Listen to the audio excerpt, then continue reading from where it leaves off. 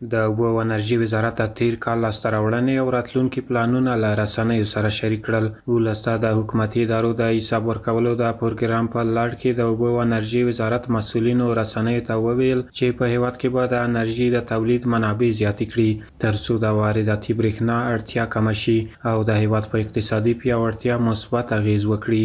بندونه، چکډمونه، کانالونه، سیندونه، د سیندونو د غاړو تحکیمات، اوبو تاسیساتو ساتنې او پاملرنې پروژې دي.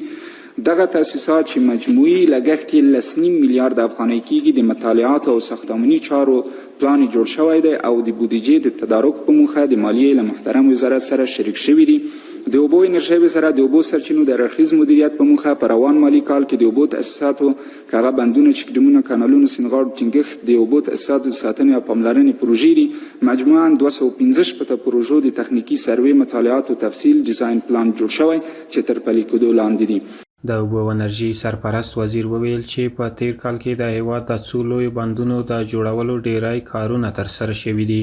زموږ هغه پروژې چې هغه ډېرې حیاتي دي، هغه بندونه چې هغه د ټول ملت ورته سترګې، په هغه کې یو څو بندونه د جمهوریت په وخت کې کار شروع شوی و خو نیمګړي پاته و.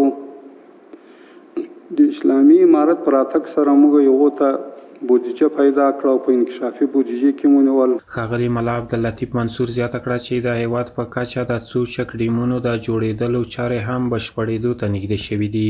الحمدلله د اوبو او انرژي وزارت تر اوسه پورې 119 چکډیمونه قرارداد کړي او تقریبا اکثره یې تکمیل دي او دا 140 چکډیمونه کېږي. په هغو باندې کار روان د سږ کال به هغه هم خلاص شي. ښاغلي منصور زیاته کړه چې د هیواد په کچه د برېښنا د لیږد یوه لویه پروژه تر کار لاندې ده چې ډیری سیمې به له برېښنا څخه ورسره برخمنې شي. ارغندې چوک نه نیولې تر دشت الوان پورې 1500 کې ولاین چې ده چې هغه بیا ظرفیت دې لري 1000 میګاواټه برق موږ دغه ولایتو ته را انتقال کو. خو هغه په هغه صورت کې یو بل قراردادي شرکت چې لیږد دشت الوان تر فاریاب پورې هغه هم کار شروع کی. خو زموږ د خپل وزارت چې کوم مسؤلیت ته موږ وعده کړې ده تر دشت الوان پورې په هغه باندې عملاً کار شروع ده. د هغه دپاره د سب سټیشن نو تاسو به لیدلي موږ ولاړو په ارغندۍ کې مې افتتاح وکړ ځکه چې دا تارونه موږ راشي د دغه د برق دلته منظم توزیع کول دا شبکو ته ضرورت لري. د یادونې وړ ده چې افغانستان د برېښنا د تولید ډیری منابع لري.